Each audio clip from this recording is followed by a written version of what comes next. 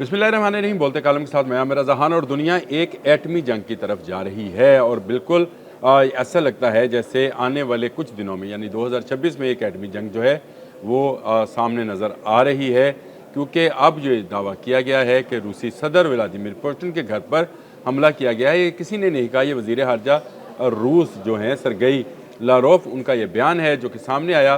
और उन्होंने कहा कि नोगोरोद के इलाके में पुतिन की रहायशगाह पर जो है यूक्रेन की तरफ से एक ड्रोन हमला किया गया। गो उनके इंटरसेप्टर्स ने, जो कि इस घर की हिफाजत के लिए नस्ब थे, उन्होंने उसको मार गिराया। और इस हवाले से सदर व्लादिमीर पुतिन ने फ़ोन भी किया है डोनाल्ड ट्रंप को। डोनाल्ड ट्रंप की तरफ से भी इस पर मजम्मती बयान आया है। वैसे मजम्मती बयान हमारे वज़ीर आज़म शहबाज शरीफ ने भी दिया है और इसको कहा है कि दुनिया में जब इस बात पर अमन मुज़ाकरात पर बात हो रही थी, ये काम नहीं करना चाहिए था और हमला नहीं होना चाहिए, दुनिया में अमन कायम होना चाहिए, जंग बंद हो जानी चाहिए। और जो डोनाल्ड ट्रंप हैं उन्होंने भी इस पर काफ़ी खफगी और नाराज़गी का इजहार किया है।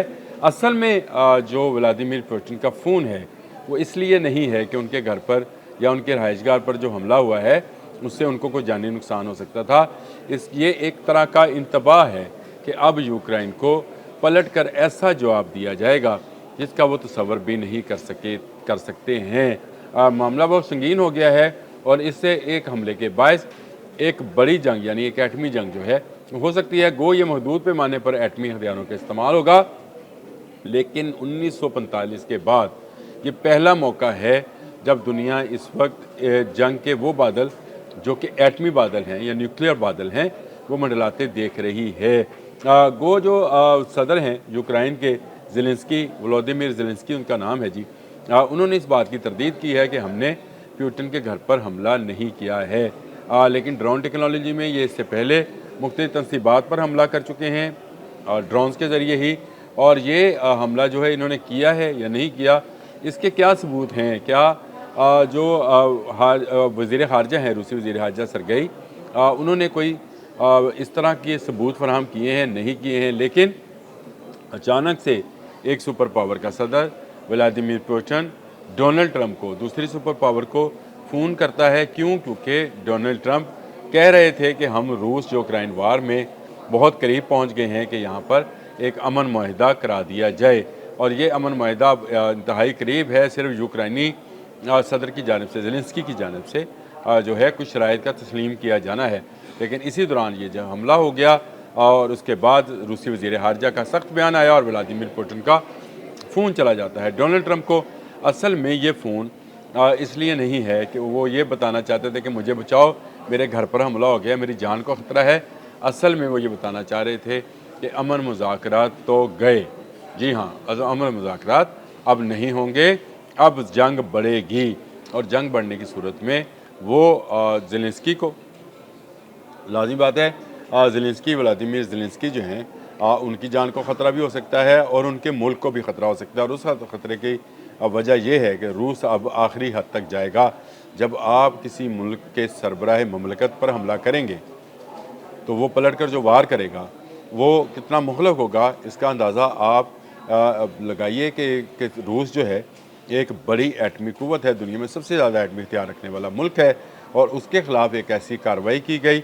और व्लादिमीर पुतिन जो कि बिलाशुबा एक रूस के डिक्टेटर हैं और इस वक्त वो तने तनहा उसके सरबराह हैं, काफ़ी एग्रेशन रखते हैं, एग्रेसिव नेस उनकी बॉडी के अंदर, उनके जिस्म के, उनके जो ये कहना चाहिए कि उनका माइंडसेट है वो काफ़ी एग्रेसिव है। कभी वो जूडो कराटे करते नज़र आते हैं, कभी वो घुड़सवारी करते नज़र आते हैं, कहीं तलवारबाजी करते नज़र आते हैं।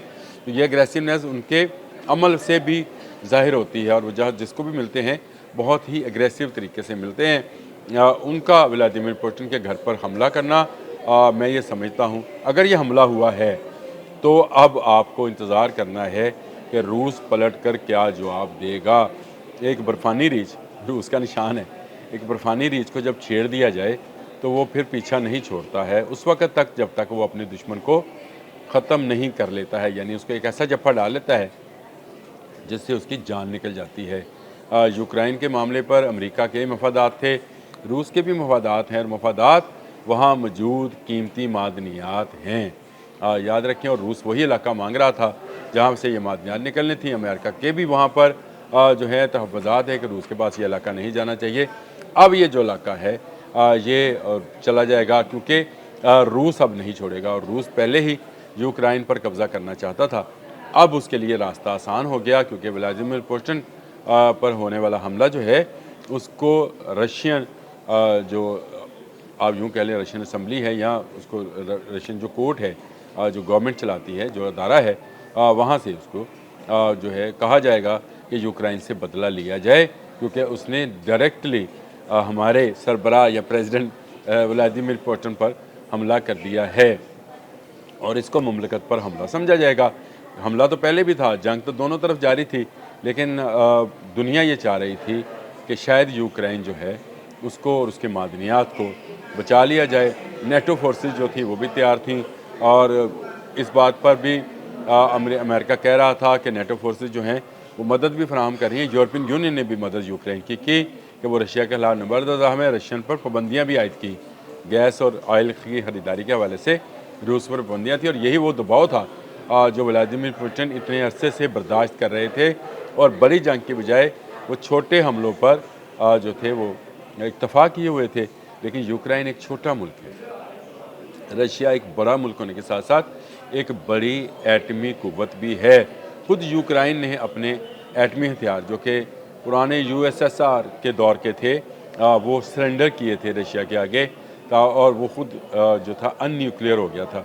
ये अनन्यूक्लियर होना जो है ये बहुत ही नुकसान का बायस होता है कि अब देख लें कि थ्रेट ये है कि रशिया जो है चाहे महदूद पैमाने पर ही सही कहीं कोई एटमी हमला ना कर दे जो एक एटमी जंग का सबब बने। अब इम्तहान तो डोनाल्ड ट्रंप का है, क्योंकि वो चाहते थे कि ये जंग जो है वह बंद करा लें, लेकिन जंग ज़्यादा बढ़ गई है, और बढ़ भी क्या गई है कि इस पर न्यूक्लियर बादल जो हैं वो मंडला रहे हैं। ये जंग आने वाले दिनों में मज़ीद फैलेगी। पाकिस्तान ने अक्लमंदी का मुज़ाहरा किया और इसकी फौरी तौर पर मज़म्मत की, और मज़म्मत करनी भी चाहिए कि आप एक जंग जो सरहदों पर जारी थी उसको आप प्रेसिडेंट हाउस तक लेकर गए हैं, तो उसका जवाब जो है इससे भी शदीद हो सकता है, और आपके शहरों के शहर तबाह हो सकते हैं।